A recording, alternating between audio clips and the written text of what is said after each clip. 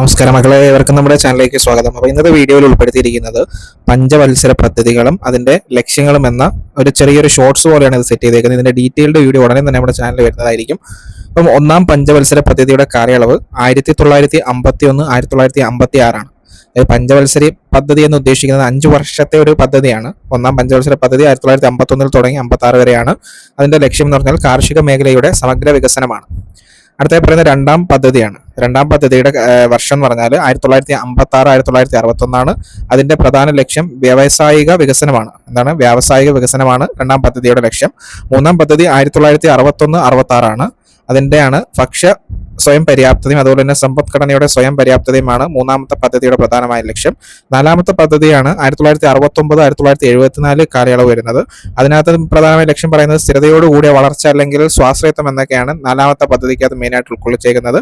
അഞ്ചാം പദ്ധതി വരുന്നത് 1974 79. അതിന്റെ മെയിൻ ഉദ്ദേശം എന്ന് പറഞ്ഞാൽ ദാരിദ്ര്യ നിർമ്മാർജ്ജനമാണ്. അപ്പം 5 വരെയാണ് പറഞ്ഞത്.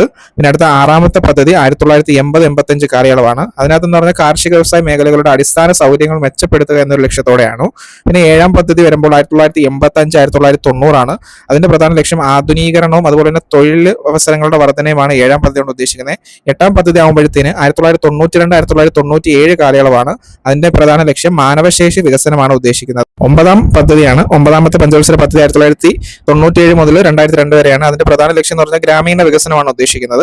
അത് കഴിഞ്ഞ് 10ാം പദ്ധതി 2002 2007 കാലയളവാണ്. അത് മൂലധന നിക്ഷേപം വർദ്ധിപ്പിക്കുക എന്ന ഉദ്ദേശമാണ്. 11ാം പദ്ധതി 2007 2012. മുഴുവൻ ജനവിഭാഗങ്ങളുടെ സമഗ്ര വികസനമാണ് 11ാം പദ്ധതി കൊണ്ട് ഉദ്ദേശിക്കുന്നത്. 12ാമത്തെ പദ്ധതി 2012 മുതൽ 2017 വരെ കാലയളവായിരുന്നു. അതിന്റെ പ്രധാന ലക്ഷ്യം സുസ്ഥിര വികസനമാണ്. അത് മാത്രമല്ല 2014 അവസാനിക്കുകയും ചെയ്തിട്ടുണ്ട്. അപ്പോൾ ഇത് ഇത്രയുമാണ് പഞ്ചവത്സര പദ്ധതിയെ പറ്റിയിട്ട് ഒരു ഷോർട്സിനകത്ത് ഉൾക്കൊള്ളിച്ചിരിക്കുന്നത്. ഇതിന്റെ ഡീറ്റെയിൽഡ് വീഡിയോ ഉടൻ തന്നെ നമ്മുടെ ചാനലിൽ വരുന്നതായിരിക്കും.